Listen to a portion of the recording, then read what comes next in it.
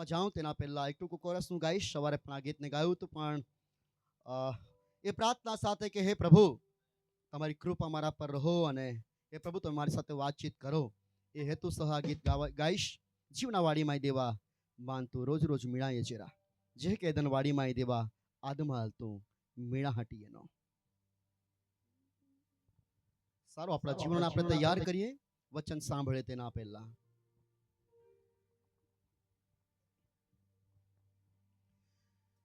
ચૂબે મન ઊનો લાગે માદેવારા, ચૂબે મન ઊનો લાગે મારે ગોઠ કો જેરા માદેવા, રોજ રોજ में आए जेरा, जीवन वाड़े माय देवा माने रोज रोज में आए जेरा, जे के एदन वाड़े माय देवा आदमल में आए नोरा.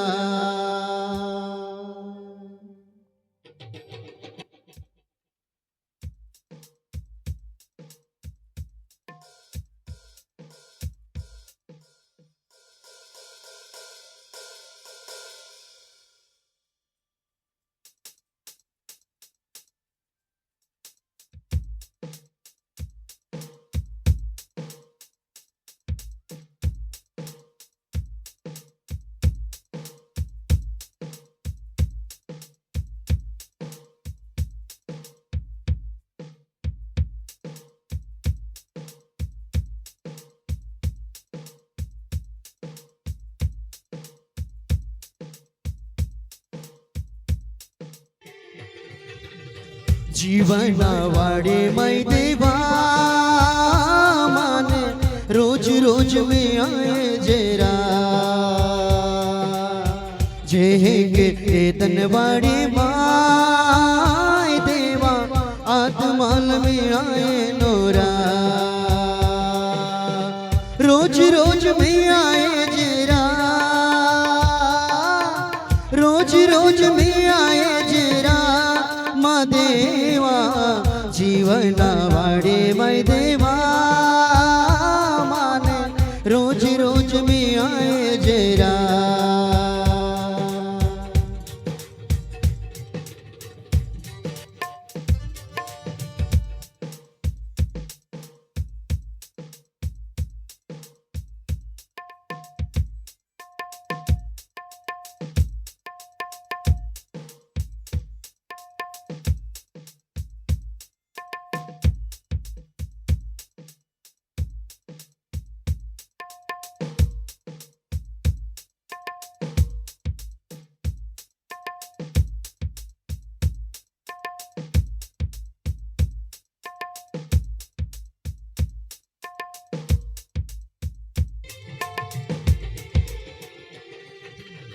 चोवे मन ऊनो लागे मादेवारा, चोवे मन ऊनो लागे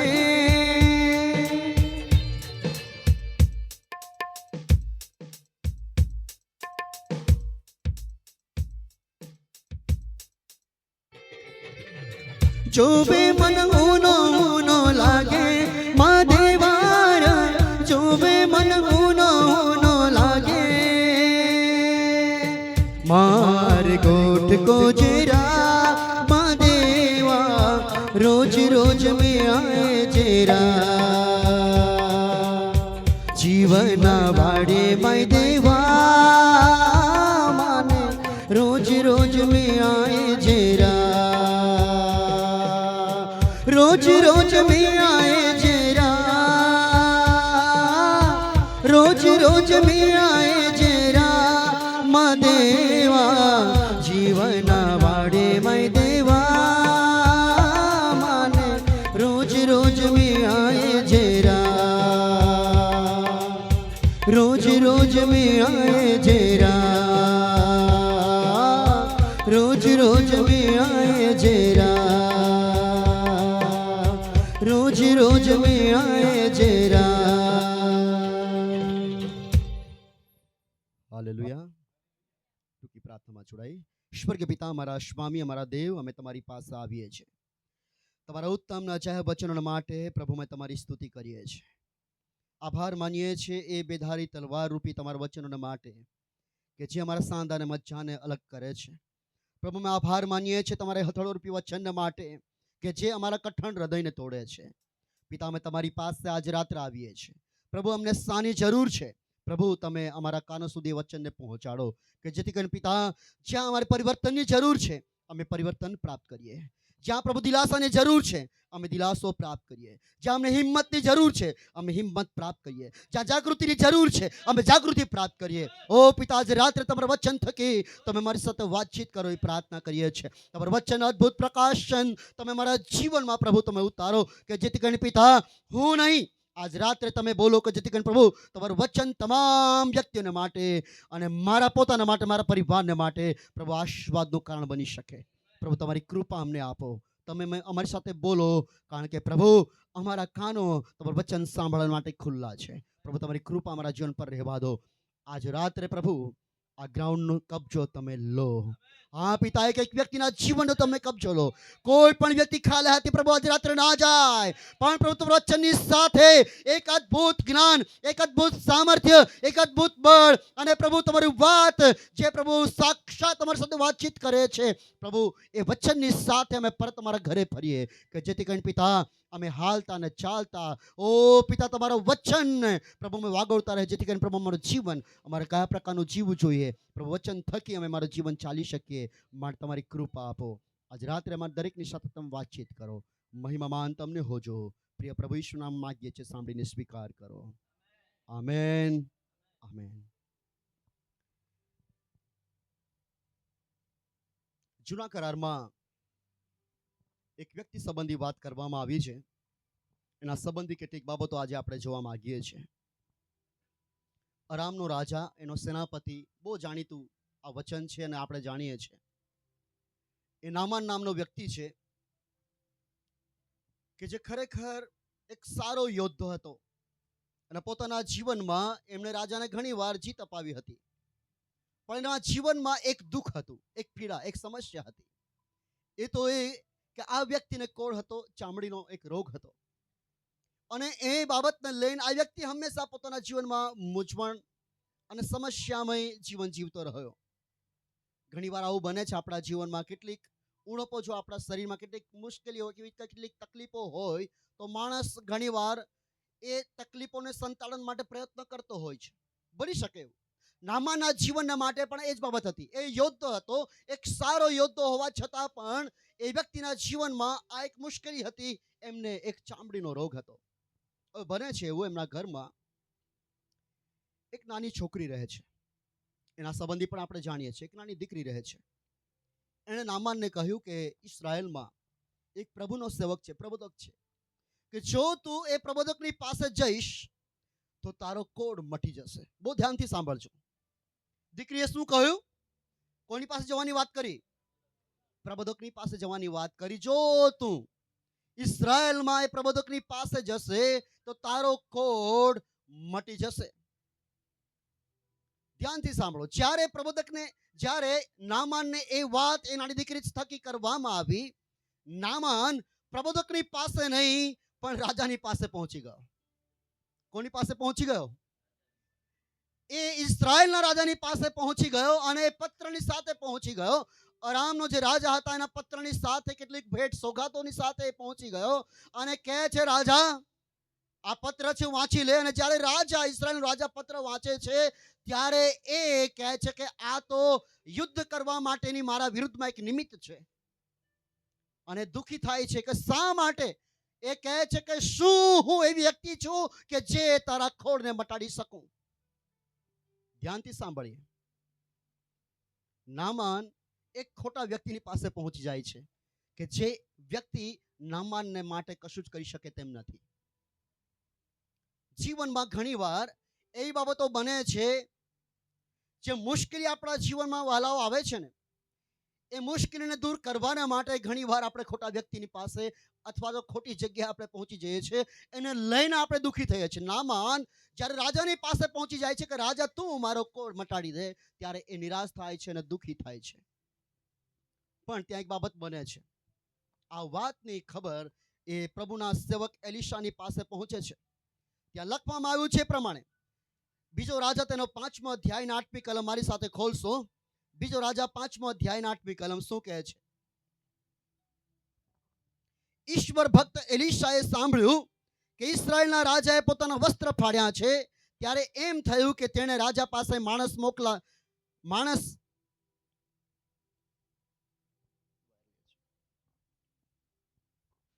ઈશ્વર ભક્ત એલિશાએ સાંભળ્યું કે ઇસ્રાયેલના રાજાએ પોતાના વસ્ત્ર ફાડ્યા છે, ત્યારે એમ થયું કે તેણે રાજા પાસે માણસ મોકલીને કહાવ્યું, તે શા માટે તારા વસ્ત્ર ફાડ્યા છે? તેને હમણાં મારી પાસે મોકલ, એટલે તે જાણશે કે ઇસ્રાયેલમાં પ્રબોધક છે. એમ નામાન પોતાના ઘોડા તથા પોતાના રથો સહિત આવીને એલિશાના ઘરના બારણા આગળ ઊભો રહ્યો. હાલેલુયા. હવે બહુ સ્પષ્ટ વાત તમને કહી દઉં.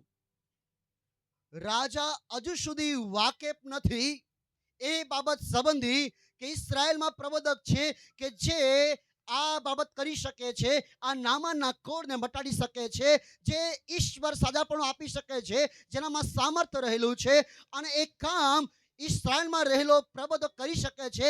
એ બાબત સંબંધી રાજા હજુ પણ વાકેફ નથી અને એને લઈને પોતાના વસ્ત્રને ફાડે છે. એનું કારણ એ છે કારણ કે હજુ સુધી આ રાજાએ ઈશ્વરના મુખને શોધ્યું નહોતું, અથવા તો જે દેવના જે સેવકો છે તેમની સલાહ સૂચન અત્યાર સુધી રાજાએ પૂછી નહોતી. એને લઈને મુશ્કેલીના સમયમાં રાજાને પોતાના વસ્ત્ર ફાડવાનો સમય આવે છે. વાલા, હું તમને કહેવા માંગુ છું, જ્યારે અચાનક મનુષ્યના જીવનમાં કોઈ સમસ્યા આવતી હોય છે, કોઈ તકલીફ આવતી હોય છે, જો તેમની પાસે સમસ્યાનું સમાધાન હોતું નથી, એ સમસ્યાનો ઉકેલ હોતો નથી, એવા સમયે વ્યક્તિ નિરાશ થઈ જાય છે, વ્યથિત અને પીડિત થઈ જાય છે. અને એ જ બાબત ઇસ્રાયેલના રાજાને બને છે કે જ્યારે આ નામાન નામનો વ્યક્તિ એમની પાસે આવીને ઊભો રહે છે, ત્યારે દુઃખી અને નિરાશ થઈ જાય છે, કારણ કે એમની સમસ્યાનું સમાધાન એમની પાસે હોતું નથી. આજથી 3 વર્ષ પહેલા મેં તમને આજે સવારે કીધું કે મારી સાક્ષી સાંજે હું તમને આપીશ. આજથી 3 વર્ષ પહેલા હું મ્યુકરમાઇકોસિસ નામની બીમારીમાં સપડાયો. કદાચ એ બીમારી નામ પણ મને નહીં આવડે. મ્યુકરમાઇકોસિસ એ બીમારી મને થઈ અને મને પોતાને પણ ખબર નહોતી કે આ બીમારી મને થઈ છે. હું તો કોરોના વોર્ડમાં ટ્રીટમેન્ટ લઈ રહ્યો હતો. એવા સમયે અચાનક મારા દાળના ભાગમાં દુખાવો ઉપજ્યો અને ડૉક્ટરે ટ્રીટમેન્ટ શરૂ કર્યું, દુખાવાની દવાઓ મને આપે, પણ મને કોઈ ફરક નહીં પડે અને એવી જ હાલતમાં મને રજા આપી દેવામાં આવી. અને દાળમાં એટલું બધું દુખે કે કોઈ ડૉક્ટર પણ મને 14 દિવસ સુધી, કારણ કે 14 દિવસ ક્વોરન્ટાઇન રહેવું પડે, 14 દિવસ સુધી કોઈ ડૉક્ટર મને તેમના દવાખાનામાં નહીં બોલાવે. અને એવી હાલત મારી થઈ. એક બાજુ મારા શરીરમાં પીડા છે અને બીજી તરફ કોઈ ડૉક્ટર મને તેમના હોસ્પિટલમાં લઈ જવા માટે લેવા માટે તૈયાર નથી. અને એવી હાલતમાં હું જીવન જીવવા લાગ્યો. પીડા એટલી બધી ભયંકર હતી કે જેને હું સહન કરી શક્યો નહીં. એક દિવસે મેં મારા પત્નીને કહ્યું કે હવે મારાથી જીવી શકાય એમ નથી, કારણ કે એ ભય મને લાગ્યો, કારણ કે દરરોજ સાંજ થાય અને ભયંકર પીડા મારા શરીરમાં ઉપજે, જેને હું સહન નહીં કરી શકું. ઘરમાં એક ખાટલો ઢાળેલો હતો, ઘરની બહાર એક બીજો ખાટલો ઢાળેલો હતો અને ઘરની બહાર બીજી 2 ખુરશીઓ ઢાળેલી હતી. આખી રાત સવાર થવાની રાહ જોઉં, એક ખાટલામાંથી ઉઠીને બીજા ખાટલામાં, બીજા ખાટલામાંથી ઉઠીને બીજી ખુરશીમાં, બીજી ખુરશીમાંથી ઉઠીને ત્રીજી ખુરશીમાં, અને એવી રીતે આખી રાત હું ઘડિયાળ તરફ જોઈને વિચાર કરતો કે સવાર ક્યારે પડશે. એવી રીતે કેટલાક દિવસો વીતી ગયા અને જ્યારે મારા માટે પીડા અસહ્ય થઈ, જ્યારે હું પીડાને સહન નહીં કરી શક્યો, એવા સમયે મારા પત્નીને કહ્યું કે હવે મારાથી જીવી શકાય એવું નથી. મારા પત્ની મને બેટીને રડવા લાગ્યા અને કહે છે કે નહીં, આવું નહીં બને, ગમે તે થશે, હું તમને દવાખાનામાં એડમિટ કરવા માટે પ્રયત્ન કરીશ. અને એ સમય હતો જ્યારે સુરતમાં કોન્ટેક્ટ કરવામાં આવ્યો અને એક દવાખાનામાં મને લઈ જવામાં આવ્યો, જ્યાં એમઆરઆઈ કર્યું અને એમઆરઆઈ મારફતે ખબર પડી કે મને મ્યુકરમાઇકોસિસ નામની બીમારી છે. જ્યારે કાઉન્સેલિંગને માટે ડૉક્ટરે અમને બોલાવ્યા તે સમય એવું બન્યું કે ડૉક્ટરે મારા મોઢા તરફ જોઈને કીધું કે તમને આ બીમારી સસ્પેક્ટ છે, તમને આ બીમારી થઈ છે એવું આ એના એમઆરઆઈમાં બતાવે છે, અને તમારી જે દવા છે બહુ મોંઘી છે, તમારો ખર્ચ 6 થી 8 લાખ રૂપિયાનો થઈ શકે છે, તમે નિર્ણય કરો તમારે શું કરવું છે. દવાખાનાની બહાર આવ્યા, હું તો એ વ્યથામાં એ ચિંતામાં હતો કે આટલો મોટો ખર્ચો ક્યાંથી કાઢવાનો. સવારે જેમ મેં કહ્યું એ પ્રમાણે મારા પત્નીએ મને હિંમત આપી કહ્યું કે એ બાબત દેવ સંભાળશે. હાલેલુયા. એ બાબત દેવ સંભાળશે, એની ચિંતા કરવાની તમારી કોઈ જરૂર નથી. અને એવી પરિસ્થિતિની અંદર મને એડમિટ કરવામાં આવ્યો. એન્ડોસ્કોપી કરવામાં આવી અને હાલત એ થઈ કે હું મારા મોઢેથી બોલી શકતો નહોતો, એવી હાલત થઈ ગઈ. અને જ્યારે એન્ડોસ્કોપી કરવામાં આવી એવા સમયે મારા બંને નાકને બંધ કરી દેવામાં આવ્યું. 3 દિવસ અને 3 રાત સુધી મારે મોઢાથી શ્વાસ લેવાનો હતો. એ ઘણી મુશ્કેલજનક પરિસ્થિતિ હતી મારા જીવનના માટે. ખાવાનું મોઢાથી, બોલવાનું મોઢાથી અને શ્વાસ પણ મોઢાથી લેવાનો. અને એ પરિસ્થિતિઓમાં છેક 3 દિવસ કાઢ્યા પછી જ્યારે મારા નાકનું પેકિંગ કાઢ્યું એ સમયે લોહીના ટીપા મારા નાકમાંથી શરૂ થઈ ગયા. અને ધીરે ધીરે એવું બન્યું કે માંસના ટુકડા એ નાકની વાટે બહાર આવવા લાગ્યા. જે રીતે સાફ કરે એ માંસના ટુકડા બહાર આવે, એ પરવું પણ મારા થૂકવા દ્વારા બહાર આવે. અને એવી હાલતમાં હું ટ્રીટમેન્ટ લેવા લાગ્યો. સમય ગયો, મારી દવા પૂરી થઈ ગઈ, ટ્રીટમેન્ટ પૂરું થયું. 15 દિવસ સુધી મને દવાખાનામાં રાખીને મને રજા આપવામાં આવી. રજા આપ્યા પછી જ્યારે હું ઘરે પહોંચ્યો, ફરી પાછા કેટલાક દિવસો પછી મારી દાઢ મોટી થઈ ગઈ અને મોઢામાંથી ફરી પાછું પરુ શરૂ થઈ ગયો. હજુ તો નાકમાંથી એ પરુ નીકળવાનું બંધ નહોતું થયું, હવે પરુ નાકના બદલે મોઢામાંથી નીકળવા લાગ્યું. અને ફરી પાછા દવાખાને ગયા અને એમઆરઆઈ કરી અને ફરી પાછા ડૉક્ટરે મને કહ્યું કે તમને આ બીમારી ફરી પાછી થઈ છે, તમને મુશ્કેલી થઈ છે, તમારે દવાખાનામાં એડમિટ થવું પડશે. વાલાઓ, જ્યારે આ પરિસ્થિતિઓ આપણા જીવનમાં આવે છે ને, ત્યારે આપણને પ્રશ્ન થાય છે કે શા માટે પ્રભુ, શા માટે આ પરિસ્થિતિ મારા જીવનમાં આવી છે? પ્રભુ, શા માટે આ પરેશાની મારા જીવનમાં આવી છે? એક બાજુ મારી પાસે પૂરતા નાણાં નથી અને બીજી તરફ પ્રભુ આ ભયંકર એવી ટ્રીટમેન્ટ હું લઈ રહ્યો છું. શા માટે? કદાચ વ્યક્તિઓ બીમારીથી કંટાળી જઈને ઘણી વાર પરેશાન અને હેરાન થઈ જાય અને દેવને પ્રશ્ન કરવા લાગે. પણ હું તમને કહેવા માંગુ છું, મેં ક્યારેય દેવને આ પરિસ્થિતિમાં પ્રશ્ન નહીં કર્યો, પણ દેવને પ્રાર્થના કરીને પ્રભુને કીધું કે પ્રભુ આ પરિસ્થિતિમાંથી તમે મને બહાર કાઢો. હંમેશા મારા જીવનની એ પ્રાર્થના રહી. હવે જ્યારે હું આ બીજા ટ્રીટમેન્ટ માટે જ્યારે ડૉક્ટરને બતાવવાને માટે ગયા, એના પહેલાં અમે દેવને પ્રાર્થના કરતા હતા. જ્યારે ડૉક્ટરે કીધું કે તમને ફરી આ સમસ્યા ઊભી થઈ છે અને જ્યારે આ બાબત મારા જીવનના માટે બની, ત્યારે મેં પ્રભુને કીધું કે પ્રભુ નહીં, હવે મારે એડમિટ થવું નથી. અને હું દવાખાનાની બહાર આવ્યો, મારા પત્ની પણ ત્યાં હાજર હતા. એક દિવસ અમે માગ્યો કે અમે આવતીકાલે આવીશું ને એડમિટ થઈશું. એ સમય મારા માટે હતો કે અમે સાથે મળીને પ્રાર્થના કરી શકીએ. સુરતમાં એક ઘરમાં અમે રોકાયા, જ્યાં અમે દેવની હજુરમાં નમ્યા, દેવની પાસે ગયા અમે અને ઘૂંટણ પર આવીને પ્રભુને એક જ પ્રાર્થના કરી કે પ્રભુ, અમારે હવે આ ટ્રીટમેન્ટ કરાવવું નથી, આ દવાખાનામાં ફરી અમારે જવું નથી અને આટલી મોંઘી દવાઓ અમારે લેવી નથી, કારણ કે મારી પાસે પ્રભુ કેપેસિટી નથી, સહનશક્તિ નથી અને સાથે મારી પાસે કોઈ નાણાં નથી. અને એવી પરિસ્થિતિમાં પ્રભુને અમે પ્રાર્થના કરી. જુઓ, હું તમને કહેવા માંગુ છું વાલાઓ, તમારા કે મારા જીવનમાં કોઈ એવી સમસ્યા હોય અને જ્યારે આપણે વિશ્વાસ સહિત પ્રભુની પાસે જઈએ છીએ, દેવની આગળ આપણે ઘૂંટણ પર આવીને નમી જઈએ છીએ અને વિશ્વાસ સહિત જ્યારે દેવની પાસે આપણે માગીએ છીએ, ચોક્કસપણે પ્રભુ આપણી પ્રાર્થના સાંભળે છે અને પ્રત્યુત્તર આપે છે. હાલેલુયા. એ રાત્રે આંસુ સહિત પ્રભુની સમક્ષ અમે નમ્યા અને દેવની આગળ માંગણી કરી કે પ્રભુ, હવે અમારે કોઈ ટ્રીટમેન્ટ કરાવવું નથી. અને આગલા દિવસે પણ એમઆરઆઈ થયું, બીજા દિવસે ફરી એમઆરઆઈ કરવામાં આવ્યું અને અમે બીજા ડૉક્ટરની સલાહ લીધી અને એ ડૉક્ટરે અમને કહ્યું કે આ તમારી દાઢ છે, એ આખો ભાગ તમારે કાઢી નાખવો પડશે, એની સાથે કેટલાક દાંતોને પણ કાઢવા પડશે અને ઉપરની આ દાઢ છે એ સાથે દાંતો નીકળી જશે. અને એમણે કીધું કે તમે વહેલી તકે નિર્ણય કરીને આવી શકો છો. કેટલોક સમય અમારી પાસે હતો, અમે ઘરે આવ્યા અને ઉપવાસ સહિત દેવની આગળ નમવા લાગ્યો કે હું ઉપવાસ કરી શકતો નહોતો, પણ પરુ કન્ટિન્યુ મારા મોઢામાંથી બહાર આવતો તો મારે 5-5 મિનિટે થૂકવા જવું પડે, એવી હાલત મારી હતી. કેટલાક દિવસો ઘરે રહ્યા બાદ નિર્ણય કર્યો કે ઓપરેશન કરાવવું છે, ને ઓપરેશન કરવાના માટે અમે દવાખાનામાં ગયા. દવાખાનામાં પહોંચ્યા પછી મારું ઓપરેશન કરવામાં આવ્યું અને દાળની સાથે 7 દાંત કાઢી નાખવામાં આવ્યા. ત્યારબાદ કેટલો સમય વીત્યો, દાઢ તો કાઢી જ નાખી મારી, પણ છતાં કેટલાય સમય સુધી એ નાકમાંથી હજુ પણ માંસના ટુકડા બહાર આવતા હતા. એ પરિસ્થિતિ મારી હતી. તમને કહેવા માંગુ છું, આ નાક વાટે છે ને લગભગ 1 મહિના કરતાં પણ વધારે સમય સુધી ભયંકર ગંધ આવતી હતી. આપણે જો તમે જોશો, મરેલા ઢોર ફેંકી દેવામાં આવે છે. રસ્તાના કોરે ગમે ત્યાં મરેલા ઢોર હોય કે કોઈ મરેલી વસ્તુ હોય, એ સ્મેલ જો તમે લો, તમારા નાકને તમે બંધ કરી દો. હું મારા નાકને બંધ કરી શકતો નહોતો. લગભગ 1 મહિના કરતાં પણ વધારે એવો ગંદો સ્મેલ મારા નાકેથી આવતો રહ્યો.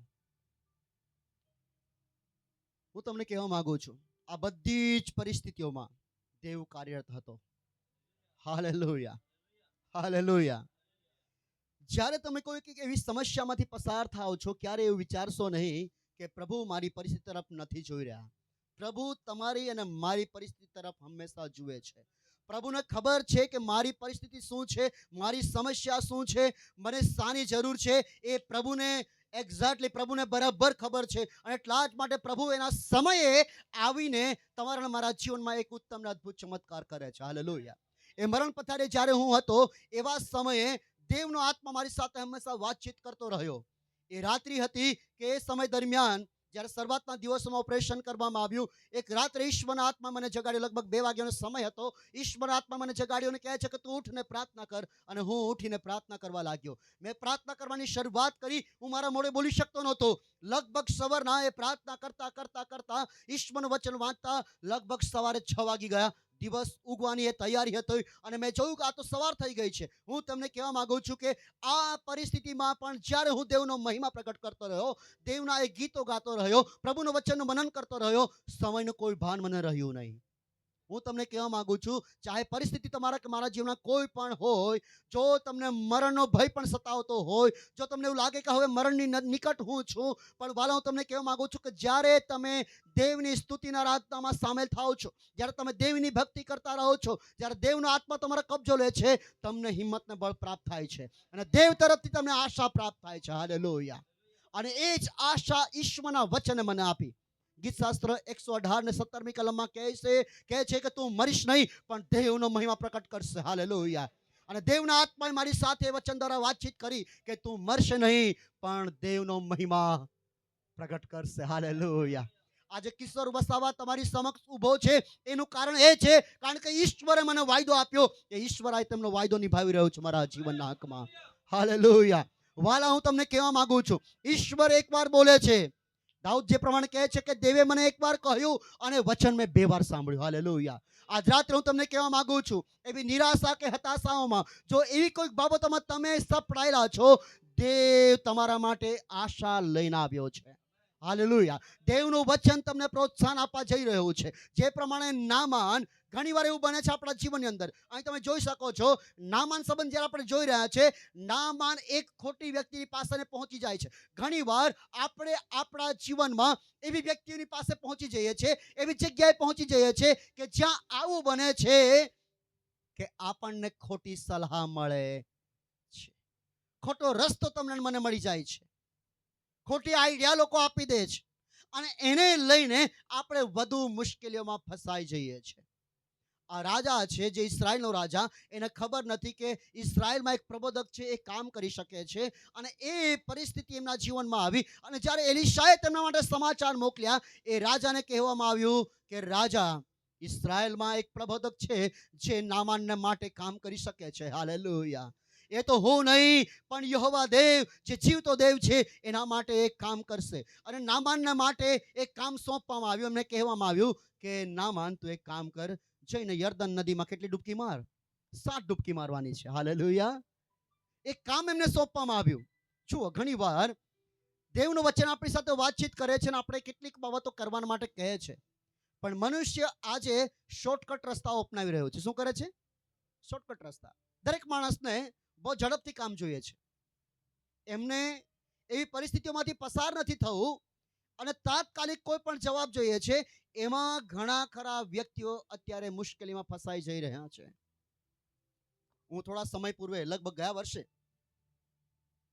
ભારત શહેરના એક જેને બહુ પવિત્ર નગર ભારતવાસીઓ માને છે, શહેરમાં હું હતો અને એક સાધુ સંતની સાથે હું બેઠો હતો. એ સાધુ સંતને વિડીયો કોલ કરવામાં આવ્યો. એક બેન જે હતા એ બહુ મોટી સમસ્યામાં ફસાયેલા હતા. એમનું કુટુંબ તૂટી ચૂક્યું હતું. એ બેનનું એક્સિડન્ટ થયેલું હતું અને બેન પોતાની પથારીમાંથી ઊભા થઈ શકતા નહોતા, એવી હાલત હતી. અને હું ત્યાં બેઠો હતો. મેં જોયું કે જે વ્યક્તિ એ બેનને ગાઈડલાઈન કરી રહ્યા હતા, જે વ્યક્તિ એ બેનને સમજાવી રહ્યા હતા, એ બેનને માટે પૂરું કરવું બહુ મુશ્કેલ લાગતું હતું. લોકો કઈ કઈ જગ્યાએ અને કઈ રીતે ફસાઈ જાય છે, એમને કયા કયા કામો સોંપવામાં આવે છે, જે પૂરા કરવા માટે લોકો પ્રયત્ન કરે છે. હું તમને કહું છું કે બાઇબલ ફક્ત એક જ બાબત કહે છે, એ તો એ કહે છે કે વિશ્વાસ કરો. હાલેલુયા. બાઇબલ એક જ બાબત કહે છે કે વિશ્વાસ કરો અને વિશ્વાસ દ્વારા તમારા જીવનમાં તમે ચમત્કારને જોશો. બહુ મોટું કામ નથી કરવાનું. આજે સવારના સમય પણ મેં તમને કહ્યું હતું કે વિશ્વાસ દ્વારા તમે દેવના મહાન અને મોટા કામને જોશો. Hallelujah, hallelujah. યોહાન લખેલી સુવાર્તા તેના 5મા અધ્યાયમાં એક વ્યક્તિ સંબંધી વાત કરવામાં આવી છે. એ વ્યક્તિના જીવનમાં સૌથી લાંબી બીમારી, જેને બાઇબલમાં કહી શકાય ને કે જેણે બહુ લાંબી બીમારી સહન કરી હોય, એમાંની આ વ્યક્તિ જે 38 વર્ષથી બીમાર હતી, એ મુશ્કેલીમાં ફસાયેલી એક વ્યક્તિ હતી અને જે બેતસાદાના કુંડની પાસે સાજાપણું મેળવવા માટે રાહ જોઈ રહ્યો હતો, પણ એ વ્યક્તિને માટે તમામ પ્રયત્નો નિષ્ફળ નીવડ્યા હતા. અને એ વ્યક્તિની પાસે પ્રભુ ખ્રિસ્ત આવે છે. કોણ આવે છે? પ્રભુ ખ્રિસ્ત આવે છે. બહુ ધ્યાનથી સાંભળજો. પ્રભુ ખ્રિસ્ત એને એક પ્રશ્ન કરે છે અને કહે છે, શું તું સાજો થવા ચાહે છે? શું કહે છે? શું તું સાજો થવા ચાહે છે? એના પહેલા એક બાબત તમને હું કહી દઉં. એક રાજા હતો. હું પાછો અહીં આવીશ. એક રાજા હતો અને એકવાર રાજાને મન થઈ ગયું, ચાલો હું મારા રાજ્યની મુલાકાત લઈ આવું, લોકોની મુલાકાત લઈ આવું. અને રાજા પોતાના રજવાડામાં નીકળી પડે છે અને એ મુલાકાત લે છે. એવા સમયે એક બહુ તૂટેલા ઘરને રાજા જુએ છે. એ ઝૂંપડા જેવું ઘર હોય છે અને એ ઘરની પાસે જઈને રાજા ઊભો થઈ જાય છે અને હાંક મારે છે. રાજા એમને કહે છે, એક પ્રશ્ન રાજા એમને કરે છે અને કહે છે કે શું તમને નવા ઘરની જરૂર છે? રાજા શું પ્રશ્ન કરે છે? શું તને નવા ઘરની જરૂર છે? આ વ્યક્તિ એની કહાની શરૂ કરે છે. શું કહે છે?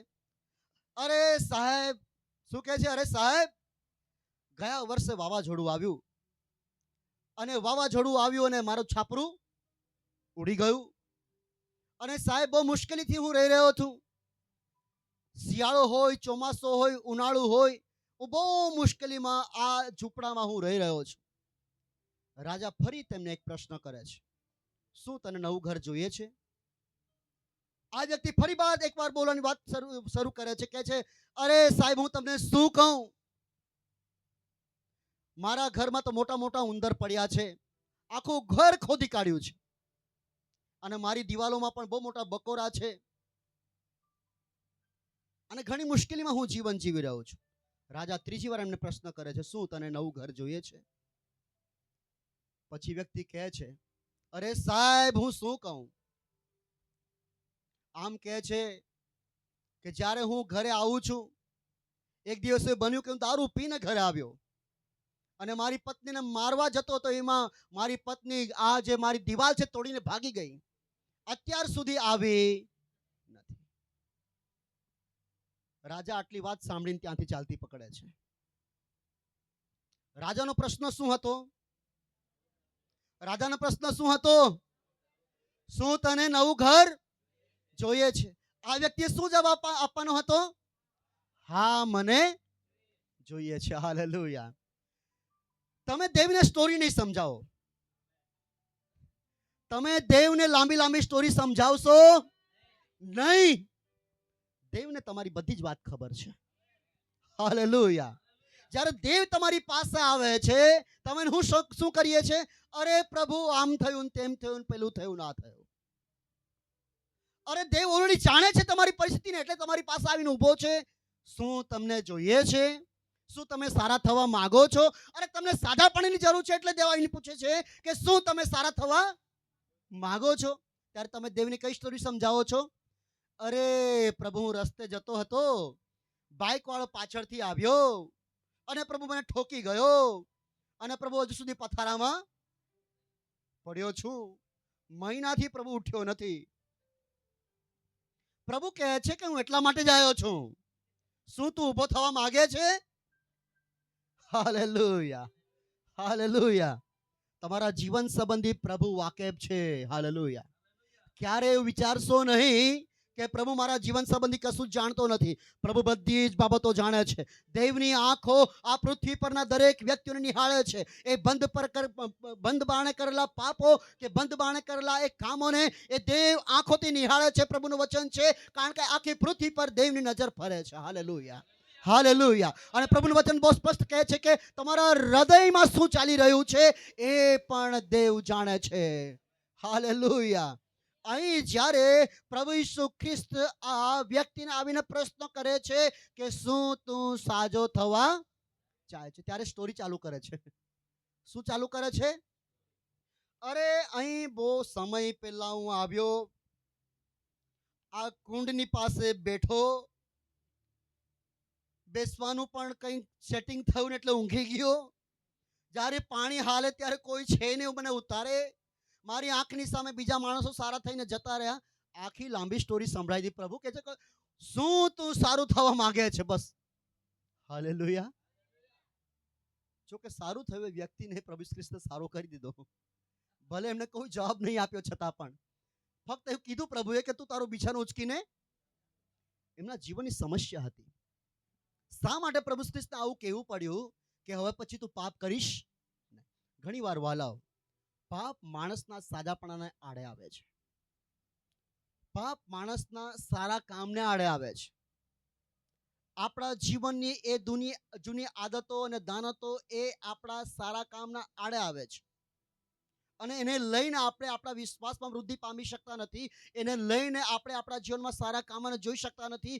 એને લઈને આપણે આપણા પરિવારમાં ખુશથી રહી શકતા નથી, સારી રીતે આપણે રહી શકતા નથી. કારણ કે કેટલીક બાબતો આપણા જીવનમાં છે કે જેને લઈને આપણે આધ્યાત્મિક સાજાપણું પ્રાપ્ત કરી શકતા નથી. અને આ જ બાબત આ વ્યક્તિના જીવનમાં હતી. અને એટલા માટે આ વ્યક્તિ ક્યારેય ઈસુ ખ્રિસ્તને પ્રશ્ન નહીં કર્યો કે તમે કોણ છો, અને એને જાણવા પણ નહીં પ્રયત્ન કર્યો કે કયો વ્યક્તિ મને સારો કર્યો. જો એના જીવનમાં આ બહુ મોટી સમસ્યા હતી. એને ક્યારેય ઈસુને જાણવાની કોશિશ કરી નહીં. જ્યારે એને સાજો થયેલો જોયો ત્યારે લોકો એને પ્રશ્ન કરવા લાગ્યા કે કોને તને સાજો કર્યો? ત્યારે એ વ્યક્તિ કહે છે મને ખબર. હું તમને કહેવા માંગુ, જેને તમે ભજો છો તેને તમે જાણો. હાલેલુયા. જેને તમે ભજો છો તેને તમે ભજનારને જેને તમે ભજન કરો છો, જેની તમે સ્તુતિ કરો છો, જો જાણતા નથી તો તમારું ભજન પણ વ્યર્થ જશે. કારણ કે જ્યારે કોઈ વ્યક્તિ દેવનું ભજન કરે છે ત્યારે એના સંબંધી જાણે છે, વાકેફ છે કે એ કોણ છે. અને ત્યારે એ પોતાના મોઢાના શબ્દ ઉચ્ચારે છે કે એના સંબંધી એ કહે છે, ઓ પ્રભુ તમે મહાન છો, પ્રભુ તમે જીવતા છો, પ્રભુ તમે સાજાપણું આપનાર ઈશ્વર છો, તમે મહાન ચમત્કાર કરનાર દેવ છો, તમે રાજાઓના રાજા છો, તમે પ્રભુના પ્રભુ છો. અને એ બાબતો આપણા જીવન દ્વારા આપણે પ્રગટ કરીએ છીએ અને પ્રભુને આપણે કહીએ છીએ કે પ્રભુ તમે મારા જીવનમાં એ મહાન કરનાર પ્રભુ છો. કારણ આપણા શબ્દ એવા આવે છે એની પાછળનું કારણ એ છે કારણ કે હું મારા ભજન કરનાર દેવને જાણું છું. Hallelujah, hallelujah. હવે આ વ્યક્તિને પ્રશ્ન કરવામાં આવ્યો કે જેને ઈસુએ સાજો કર્યો હતો. આ વ્યક્તિને જ્યારે પૂછવામાં આવ્યું કે કોણે સારો કર્યો, ત્યારે એ વ્યક્તિ કહે છે કે મને કોઈ ખબર. એક વ્યક્તિ આવ્યો અને કીધું કે ઉઠને તારું બિછાનું ઉચકીને ચાલતો થા, અને મેં ચાલતી પકડી. હું પૂછવા રહ્યો નથી વાલાઓ, આપણા જીવનમાં આ બાબતો બનવી જોઈએ નહીં. જેની તમે સ્તુતિ કરો છો, જેની તમે આરાધના કરો છો, એ દેવ સંબંધી આપણે વાકેફ રહીએ એ આપણા જીવનના માટે બહુ આવશ્યક છે. એક વચન આપણે વાંચી લઈએ.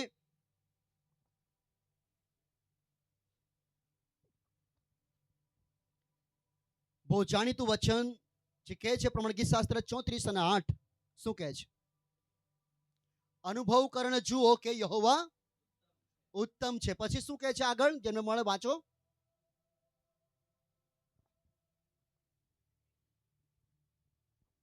અનુભવ કરો અને જુઓ કે યહોવા ઉત્તમ છે. અનુભવ કરીને જુઓ કે યહોવા ઉત્તમ છે. જે માણસ તેના પર ભરોસો રાખે છે હા, જે માણસ તેના પર ભરોસો રાખે છે તેને ધન્ય છે. તેને ધન્ય છે. પછી આગળ, યહોવાના સંતો યહોવાના સંતો, જે દેવ પર ભરોસો રાખનાર વ્યક્તિ છે એ યહોવાના સંતો, તેનું ભય રાખો, હા, દેવનો ભય રાખો.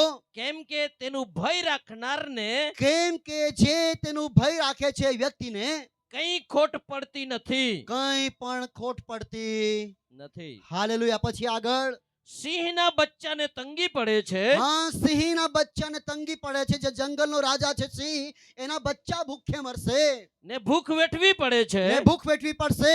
પણ જેઓ યહોવાને શોધે છે પણ જેઓ યહોવાને શોધે છે તેઓને કોઈ પણ સારા વાનાની અછત હોશે તેને નહીં. કોઈ પણ સારા વાનાની ખોટ પડતી નથી. Hallelujah, hallelujah. હાલેલુયા. હાલેલુયા. સિંહના બચ્ચાને ભૂખ તથા તંગી વેઠવી પડશે. એટલા માટે દીપડાઓ જંગલ છોડીને ગામમાં મરઘા ખાવા માટે આવી રહ્યા છે. હા કે નહીં? કારણ કે જંગલમાં તંગી પડે છે. શું પડે છે? જંગલમાં તંગી પડવા લાગી એટલે બિચારા ત્યારે ગામડામાં મરઘા ખાવા લાગ્યા. પ્રભુનું વચન કહે છે કે તેઓ ભૂખ વેઠશે અથવા તેઓ ભૂખ્યા રહેશે, પણ ઈશ્વર પર, જીવતા દેવ પર ભરોસો રાખનાર વ્યક્તિને કોઈ પણ સારા વાનાની ખોટ પડશે નહીં. હાલેલુયા. અને આ અનુભવ દરેક વ્યક્તિના જીવનમાં હોવો જરૂર છે વાલાઓ. અને એટલા જ માટે દાઉદ ભક્ત બહુ સ્પષ્ટપણે કહે છે કે અનુભવ કરો ને જુઓ કે યહોવા ઉત્તમ છે. એ અનુભવ કરવાની તમારે મારે ગરજ છે વાલાઓ. આજ રાત્રે હું તમને કહેવા માંગુ છું, જ્યાં સુધી એ અનુભવમાંથી તમે હું પસાર થતા નથી, જ્યાં સુધી એ જીવતા દેવનો અનુભવ વ્યક્તિગત રીતે આપણે કરતા નથી, ત્યાં સુધી વાલાઓ એ દેવના મહાન અને મોટા ચમત્કારને આપણે જોઈ શકતા નથી. અનુભવ કરવાની જરૂર છે. દેવની પાસે આવવાની જરૂર છે. એ દેવને વધુ નિકટ આવીને એને ઓળખવાની અને જાણવાની જરૂર છે. કારણ કે હું જેને જાણું છું તેનું હું ભજન કરું છું. Hallelujah, hallelujah. હું જેને જાણું છું તેનું ભજન કરું છું. નામાન પોતાનો કોડ સારો કરવા માટે ગયો, પણ જેની પાસે ગયો એને ઓળખતો નહોતો, એમને ખબર નહોતી. અને જ્યારે નામાનને ખબર પડી, અરે આ તો અમારા દેશ કરતા, અમારા આરામ કરતા ઇઝરાયલમાં જીવતો દેવ છે. હાલેલુયા. અને જ્યારે એ બાબતનો અનુભવ એ કરે છે ત્યારે એ રાજા શું કહે છે ખબર? કે જ્યારે એનો કોડ મટી ગયો ત્યારે લખવામાં આવ્યું છે પ્રમાણે ઇઝરાયલમાંથી માટી ભરીને ગયો. શા માટે? એટલા માટે માટી ભરીને ગયો કે એ માટી પર ઊભો રહીને દેવનું ભજન કરે. Hallelujah, hallelujah. એનો વિશ્વાસ હતો અને એને નિશ્ચય નક્કી કર્યું કે જે દેવે મને સાજો કર્યો છે, જે દેવે મને સાજાપણું આપ્યું છે, એ દેવની ભક્તિ હું મારા જિંદગીભર કરીશ. હાલેલુયા. નામાન જ્યારે એ જીવતા દેવ સંબંધી એને માહિતી થાય છે, એને ખબર પડે છે, અને જે દેવનો અનુભવ કરે છે જીવનની અંદર, આખી જિંદગી સુધી એ ઈશ્વરના ઉપકારોને ભૂલતો નથી. હું તમને કહેવા માંગુ છું વાલાઓ, જ્યારે દેવ આપણા જીવનમાં એક કામની શરૂઆત કરે છે, ધીરે ધીરે સવારે કહ્યું પ્રમાણે કે દેવ તમને મોટા અનુભવો તરફ દોરી લઈ જાય છે. જો તમે દેવના એ મોટા અને મહાન કામોનો અનુભવ તમારા જીવનમાં કરવા માંગો છો ને વાલાઓ, તો તમે હંમેશા દેવની આરાધના અને સ્તુતિ કરતા રહો. હાલેલુયા. દેવની ભક્તિ કરતા રહો. ગયા વર્ષે એક વ્યક્તિને હું મળ્યો. એક ચર્ચમાં હું ગયો હતો અને એવા સમયે એક વ્યક્તિ મને મળ્યો. એ વ્યક્તિ બહુ પરેશાન હતો પોતાના જીવનમાં અને એમણે પોતાની સાક્ષી એ પ્રકારે આપી. એમણે શું કહ્યું ખબર છે? એમણે એવું કહ્યું કે હું કેટલાય સમય સુધી મારા ખેતરમાં જઈ શક્યો નથી. જ્યારે જ્યારે હું મારા ખેતરમાં જતો એવા સમયે સાપ મારી પાછળ પડે ને હું મારા ખેતરમાં જઈ શક્યો નહીં અથવા જઈ શકતો નહોતો. એક દિવસ એ વ્યક્તિ હિંમત કરીને પ્રભુના મંદિરમાં ગયો અને જઈને એ એક ગીતને સાંભળે છે. કયું ગીત સાંભળે છે ખબર છે? નીળા નીળા ચારામય ચારા લી જાય ઈશુમાં ગોવા, શાંતે પાયા પાઈ પિયા લી જાય ઈશુમાં ગોવા. એ જ્યારે એ વ્યક્તિ એ ગીતને સાંભળે છે એનામાં હિંમત આવે છે, કારણ કે ત્યાં લખવામાં આવ્યું છે પ્રમાણે એ તમારા શત્રુને હરાવશે. જ્યારે તમે મરણની છાયાની ખીણમાંથી પસાર થશો ત્યારે કોઈ પણ ભૂંડાઈથી તમે બીશો નહીં. એનું કારણ છે કારણ કે દેવ તમારી સાથે છે. હું તમને કહેવા માંગુ છું વાલાઓ, જ્યારે આ વ્યક્તિએ વિશ્વાસ કરી લીધો, આ ગીત જ્યારે સાંભળ્યું એનામાં કે હિંમત આવી, એને બળ પ્રાપ્ત થયું અને એ દિવસે જ્યારે પોતાના ઘરે પહોંચે છે અને ખેતરમાં જાય છે અને જેવો ખેતરમાં જાય છે સાપ ત્યાં આવવા લાગે છે.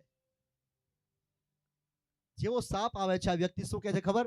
નીળા નીળા ચારામય ચારા લી જાય ઈશુમાં ગોવા. સાપ જોઈને ગભરાઈ ગયો. જેવું ગીત શરૂ કર્યું એ સાપ ગભરાઈ ગયો. એને ખબર પડી કે ભાઈ આ વ્યક્તિ દવા શોધીને લાવેલો છે. Hallelujah, hallelujah. આ વ્યક્તિ દવા શોધીને લાવ્યો છે. જાણી લો જીવનને માટે ઇંગ્લિશમાં હીલર શબ્દ છે ને કિલર શબ્દ છે. એક હીલર શબ્દ છે ને એક કિલર શબ્દ છે. હીલર એટલે સાજાપણું આપનાર અને કિલર એટલે મારી નાખનાર. વ્યક્તિએ પોતાના જીવનમાં એ જાણવું જરૂરી છે કે હીલર કોણ છે ને કિલર કોણ છે. એકવાર હું રસ્તેથી પસાર થતો હતો, અરે બેન્ટ વાજાનું નામ કિલર, અને મેં કીધું અરે બાપા, બેન્ટનું નામ કેવું? કિલર. મેં કીધું આ તો મારી નાખે માણસોને.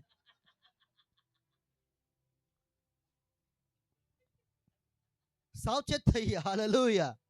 એ હીલર કોણ છે ને કિલર કોણ છે? દેવની આરાધનામાં હીલિંગ છે, દેવની આરાધનામાં સાદાપણું છે, દેવની આરાધનામાં છુટકારો છે. હાલેલુયા. જો તમે કિલરની પાસે જશો તો કિલર શું કરશે? ખતમ કરી નાખશે. અને એટલા માટે તમારા હીલરને કિલરને જાણવાની જરૂર છે. વર્ષો પહેલા એક ઘરમાં હું રહેતો હતો અને રાત્રે એવું થયું કે કશુંક મને કરડી ગયું અને સવારના સમયે ચાલવાની કોશિશ કરી તો ચાલી શક્યો નહીં. જેવું મેં પગમાં જોયું તો મારા પગની આખી એડી કશુંક કોરીને ખાઈ ગયું હતું. મેં જાણી ગયો કે આ તો ઉંદરે આ કામ કર્યું છે. એટલે બીજા દિવસે પાછો હું સૂઈ ગયો. એટલે મેં સૂતા પહેલા ઉંદર માટે બધું આયોજન કરી મૂક્યું હતું. મેં કહ્યું આજે રાત્રે પાછો આવવાનો છે. હું ભર ઊંઘમાં હતો. હું છે ને એક વસ્તુ લઈને ઊંઘ્યો હતો અને મને ખબર હતી કે ઉંદર એ જ દરમાંથી બહાર આવે છે. અને થયું એવું કે જો ભર ઊંઘમાં હતું, જ્યાં મને પહેલા કરડી ગયો ત્યાં જ, જે મારો પગ ખાઈ ગયો ત્યાં જ આવીને પહેલા મને કરડ્યો. એટલે ઊંઘમાંથી સીધો ઉઠીને જ્યાં દરમાં એ જતો હતો સ્પીડમાં, ત્યાં તરાપ મારી મેં અને ઉંદરને પકડી લીધો. હાલેલુયા. હું તમને કહેવા માંગુ છું કે જો તમે તમારા શત્રુની એ જગ્યાને જાણી જશો ને તો તમે તેના પર જય પામશો. હાલેલુયા. જો તમે તમારા શત્રુની એ જગ્યાને તમે જાણી જશો તો તમે શું પામશો? જય પામશો. પણ જો તમે તમારા શત્રુ સંબંધી વાકેફ નહીં રહો તો તમે હારી જશો. એટલા માટે જીવનના માટે જરૂરી છે કે તમારા કે મારા જીવન માટે હિલિંગ કરનાર કોણ છે, સાજાપણું આપનાર કોણ છે, એ જાણવું જરૂરી છે. ઘણીવાર એ હથિયારનો તમે ઉપયોગ કરતા નથી. તમને ખબર હશે લુકની લખેલી સુવાર્તા એના 15મા અધ્યાયમાં એક જુવાન સંબંધી લખવામાં આવ્યું છે. એ જુવાન પોતાના પિતાને કહે છે કે બાપા, મારો પોતાનો હિસ્સો તું મને શું કર? આપી દે. એ જુવાન હિસ્સો લઈને પરદેશમાં જતો રહ્યો. એનો એક બીજો ભાઈ હતો. કોણ હતો? મોટો ભાઈ હતો ને? બે ભાઈઓ હતા. કેટલા ભાઈઓ હતા? બે ભાઈઓ હતા. હવે બન્યું એવું કે પેલો બધી સંપત્તિ ઉડાવીને આવ્યો. કયો? નાનો. નાનો શું કર્યું? બધી સંપત્તિ ઉડાવીને પાછો આવ્યો. જ્યારે પાછો આવ્યો ત્યાં સુધી પેલો મોટો ભાઈ હતો ને એના પપ્પાની સંપત્તિનો ઉપયોગ કરતા શીખ્યો નહીં. શું કરતા નહીં શીખ્યો? પોતાના પપ્પાની સંપત્તિ જે હતી એનો ઉપયોગ કરતા શીખ્યો નહીં. જ્યારે એનો નાનો ભાઈ બધું ઉડાવીને આવે છે, જો કે તો ઉડાવ દીકરો હતો જ, પણ એના પપ્પા છતાં એને પ્રેમ કરતા હતા. જ્યારે બધું ઉડાવીને આવે છે ત્યારે મોટા ભાઈને ખોટું લાગ્યું. શું લાગ્યું? ખોટું લાગ્યું. ત્યારે એ કહે છે કે ભાઈ આટલા વર્ષોથી હું તો તમારી પાસે રહું છું, આ તો નાનો બધું ઉડાડી દો છતાં પણ તું એના માટે ઉજાણી રાખી છે, છતાં તું એટલો બધો ખુશ છે. પપ્પા કહે છે કે તારી પાસે જ બધું હતું પણ તે ઉપયોગ કરીને હું શું કરું? હતું બધું તારી પાસે જ, પણ તું ઉપયોગ કરતા શીખ્યો. વાલાઓ, આપણા જીવનની આ સમસ્યા છે બધું જ છે પણ ઉપયોગ કરતા નથી. અને જ્યારે ઉપયોગ નથી કરતા ત્યારે આપણે દુઃખી થઈએ છીએ. કેટલીક વ્યક્તિઓ આપણાથી જ્યારે આગળ વધી જાય છે ને વિશ્વાસમાં કે ઘણી બધી બાબતોમાં, અને જ્યારે આપણે પાછળ રહી જઈએ છીએ ને ત્યારે તેઓને જોઈને આપણે દુઃખી થઈએ છીએ ને કહે છે અરે યાર આ વ્યક્તિ ઘણો આગળ વધી ગયો. પણ એની પાછળનું કારણ એ છે કારણ કે એ વ્યક્તિને ખબર પડી ગઈ કે મારે કઈ બાબતમાં આગળ વધવાનું છે. હાલેલુયા. એ જ્યારે દેવને જાણી જાય છે અને જ્યારે વૃદ્ધિ પામે છે, કારણ કે આપણે જાણતા નથી ને આપણે વૃદ્ધિ પામવાનું શીખતા નથી, એટલા માટે આપણે દુઃખી થઈએ છીએ. પણ એ જે વ્યક્તિને ખબર પડી ગઈ છે કે મારા વિશ્વાસમાં મારે કઈ રીતે વૃદ્ધિ પામવાની છે, મારે આગળ વધવાની કઈ રીતે જરૂર છે, અને એ વ્યક્તિ એ પ્રયત્ન કરે છે. જ્યારે તમે કોઈ પણ બાબતની શીખવાની શરૂઆત કરો છો એની પાછળ તમે લાગ્યા રહો. Hallelujah, hallelujah, hallelujah. એક વ્યક્તિ સંબંધી હું જાણું છું જે પોતાના જીવનમાં આખી જિંદગી ભર એ વ્યક્તિ અંધ રહી. શું રહી? આંધળી રહી. એ પોતાની આંખે જોઈ શકી નહીં. એ વ્યક્તિ બહુ નાની હતી ત્યારે એમની આંખો જતી રહી અને પોતાની જિંદગીમાં એ વ્યક્તિ જોઈ શકી નહીં. પણ એ અંધ હોવા છતાં પણ પોતાની પરિસ્થિતિની સામે એને જોયું નહીં, પણ એ અંધ અવસ્થામાં પણ દેવની મહિમા પ્રગટ કરતી રહી. હાલેલુયા. અને જ્યાં સુધી એ જીવી ત્યાં સુધી એણે 8,000 ગીતો લખ્યા. કેટલા લખ્યા? 8,000 ગીતો લખ્યા. આપણે તો આંખે દેખીએ છીએ છતાં પણ આપણે ગીત લખી શકતા નથી. આપણે આંખે દેખીએ છતાં પણ આપણે એક ગીત લખી શકતા. પણ આ જે વ્યક્તિ છે આખી જિંદગી ભર એ જોઈ શકીને છતાં પણ એમણે દેવના મહિમાના માટે એટલા બધા ગીતોની રચના કરી. હું તમને કહેવા માંગુ છું વાલા, આપણે વિશેષ કરી શકીએ છીએ પ્રભુના માટે. જો આપણે એ વેશજાદાના કુંડમાં બેઠેલા એ 38 વર્ષના વ્યક્તિની જેમ બીમાર થઈને પડી રહીશું અને પ્રભુને આપણે જાણવાનો પ્રયત્ન નહીં કરીએ, જો આપણે નામાનની જેમ જો આપણે સાચા કે યોગ્ય વ્યક્તિની પાસે નહીં જઈએ, તો વાલા આપણા જીવનના માટે એ ચમત્કારો બહુ દૂર છે કે જે આપણે પ્રાપ્ત નહીં કરી શકીએ. આજ રાત્રે હું તમને કહેવા માંગુ છું કે જો દેવ તરફથી તમે એ મહાન કામોને જોવા માંગો છો, એ દેવને તમે ઓળખો ને જાણો. હાલેલુયા. અને ત્યારે તમારા જીવનમાં ઝડપથી એ કામોને થશે. તો ઝડપથી એ દેવના મહાન કામોને તમે જોઈ શકશો. એકવાર પ્રભુ ખ્રિસ્ત પિતરની પાસે આવે છે અને એવું બને છે કે પ્રભુ ખ્રિસ્ત મરણમાંથી સજીવન થઈ ચૂક્યા હતા અને એ જીવતા થઈને આ પૃથ્વી પર રહ્યા. અને એ સમય દરમિયાન પિતરની સાથે મુલાકાત પ્રભુ ખ્રિસ્તની થાય છે.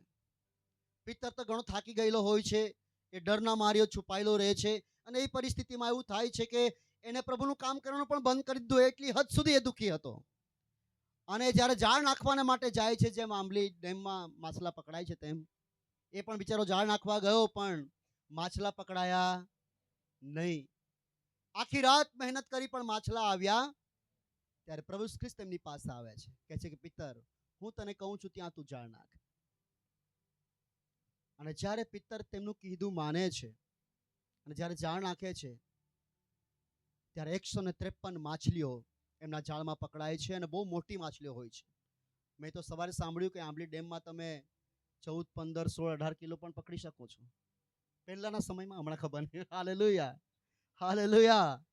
હા, 12 કિલો કે 15 કિલો તમે પકડી શકો છો. એક માછલી એટલી મોટી હોઈ શકે, રહુ કે મિરગલ કે શું કહો છો તમે, એ બધી હોઈ શકે. ઠીક છે. અને પિત્તરની જાળમાં પણ એટલી જ મોટી માછલીઓ પકડાય. અને જ્યારે પિત્તર જે વ્યક્તિનો હુકમ કરે છે એની તરફ જુએ છે ત્યારે એને ઓળખી જાય છે, આ તો ઈસુ છે કે જેના કીધા થકી મારી જાળમાં એ માછલીઓ પકડાય છે. વાલાઓ, જરૂરી એ છે કે એ દેવને તમે હું ઓળખીએ. હાલેલુયા. જ્યારે તમે દેવને ઓળખી જશો તો તમે તમારા જીવનમાં એ મોટા કામોને નિહાળશો. પિત્તરે પોતાના જીવનમાં એ મોટા કામોને નિહાળ્યા અને એટલા જ માટે એ પિત્તર એના બાદ ઈસુની સાથેની એ આખરી એમની મુલાકાત બાદ એ પોતાના જીવનમાં હિંમત પ્રાપ્ત કરે છે કે હવે કશું પણ થઈ જાય કોઈ વાંધો નથી, પણ હું પ્રભુ ઈસુની સેવા કરીશ. હાલેલુયા. પિત્તર એ હિંમત સાથે આગળ આવે છે. કોઈ વાંધો નહીં પ્રભુ, હવે હું તમે કહેશો એ પ્રમાણે કરીશ, કારણ કે હવે મેં જાણી લીધું છે કે જે કંઈ છે એ તમારા થકી જ શક્ય છે. હાલેલુયા. જીવનમાં તમે એ બાબતને થામી લો. જીવનમાં તમે એ બાબત સંબંધી વિચાર કરો કે પ્રભુ તમારા માટે એ બાબતો કરી શકે છે. જો તમે એ વિશ્વાસ સાથે તમે આગળ વધશો ને વાલાઓ, તો ચોક્કસપણે તમે દેવના એ મહાન કામોને તમારા જીવનમાં જોશો. આપણે આંખોને બંધ કરીને પોતાની જગ્યા પર આપણે ઊભા થઈએ. હાલેલુયા. દરેક વ્યક્તિ પોતાની આ જગ્યા પર આ સમય ઊભા થાય.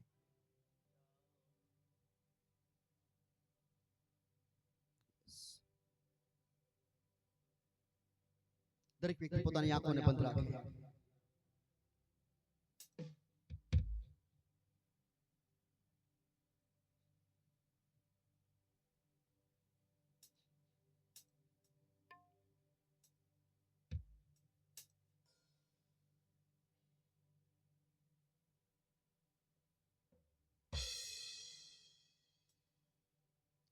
માં જીવના આધાર રહીશું, મારે ચાલતો તો રોજ.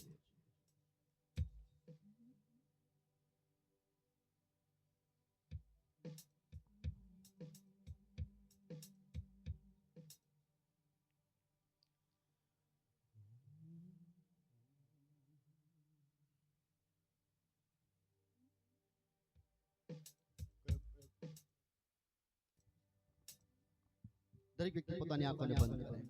યસ.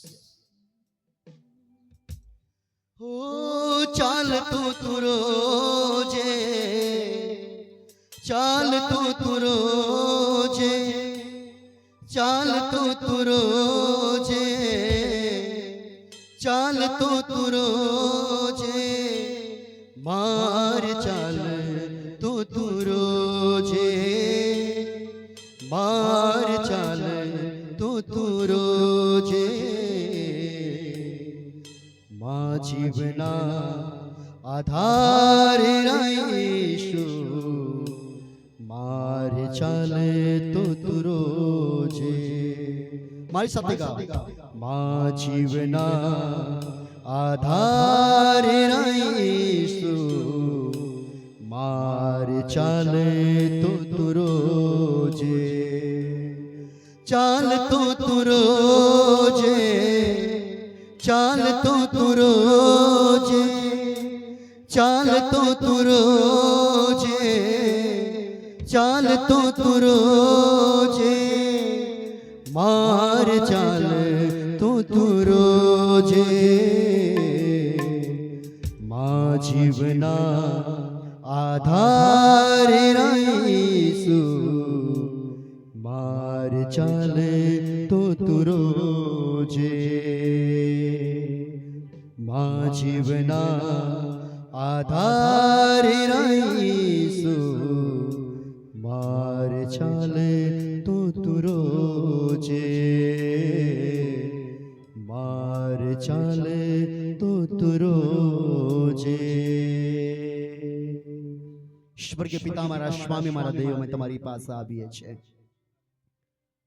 ઓ પ્રભુ, આ જીવનમાં તમે મારી સાથે ચાલતા રહો. ક્યારે હું એકલો ન પડું. જ્યારે જીવનમાં એ મુશ્કેલીજનક પરિસ્થિતિઓ આવે, પ્રભુ તમે મારી સાથે ચાલતા રહો. જ્યારે મારા જીવનમાં કોઈ પ્રશ્ન આવે, પ્રભુ તમે મારી સાથે ચાલતા રહો. જ્યારે મારા જીવનમાં એ દુઃખ આવે, પ્રભુ તમે મારી સાથે ચાલતા રહો. જ્યારે પ્રભુ મારા જીવનમાં એ પરીક્ષણ આવે છે, ત્યારે પ્રભુ તમે મારી સાથે ચાલતા રહો. પ્રભુ આજ રાત્રે અમે તમારી પાસે આવીએ છીએ.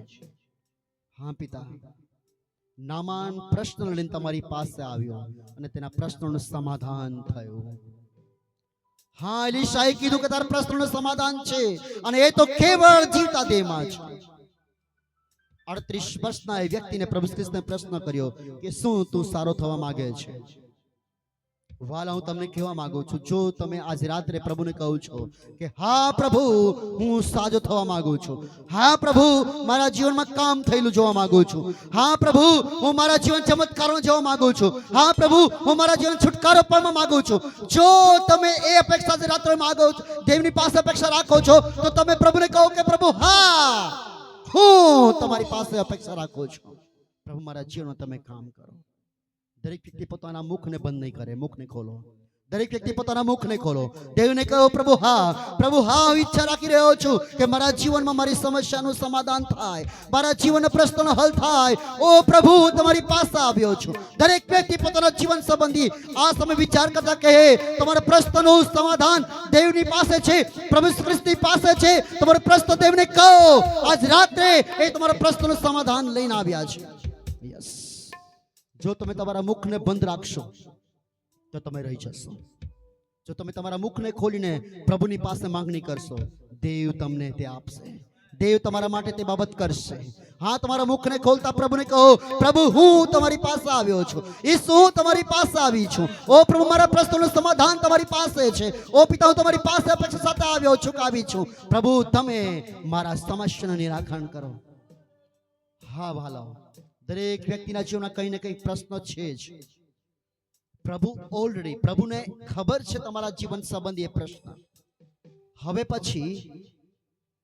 પછી જ્યારે તમે દેવની પાસે એ માંગણી કરી રહ્યા છો, હવે પછી તમે જોશો તમારા જીવનમાં એ તમામ સમસ્યાનું એ રિઝલ્ટ. યસ, દરેક સમસ્યાનું રિઝલ્ટ, દરેક સમસ્યા સંબંધી દેવ તમારા પ્રશ્નોનું સમાધાન લઈને આવી રહ્યા છે. હા, જ્યારે આપણે વિશ્વાસ રાખીએ છીએ શક્ય બને છે. વાલા, હું તમને કહેવા માંગુ છું, જ્યારે તમે વિશ્વાસ કરો છો શક્ય બને છે. ગયા રવિવારે એક ચર્ચમાં જ્યારે હતો, એક બેનને મરણનો ભય સતાવી રહ્યો હતો. જ્યારે આરાધના થઈ રહી હતી એવા સમયે, હા, એ ચાલુ સંદેશામાં, એ ગીતના ચાલુ સંદેશામાં એ બેન જગ્યા પરથી ઊભા થઈ ગયા, કારણ કે દેવના આત્માએ તેને અચાનક ઊભી કરી દીધી અને તેની અંદર જે ભયનો આત્મા હતો તે ભયનો આત્મા નીકળી ગયો.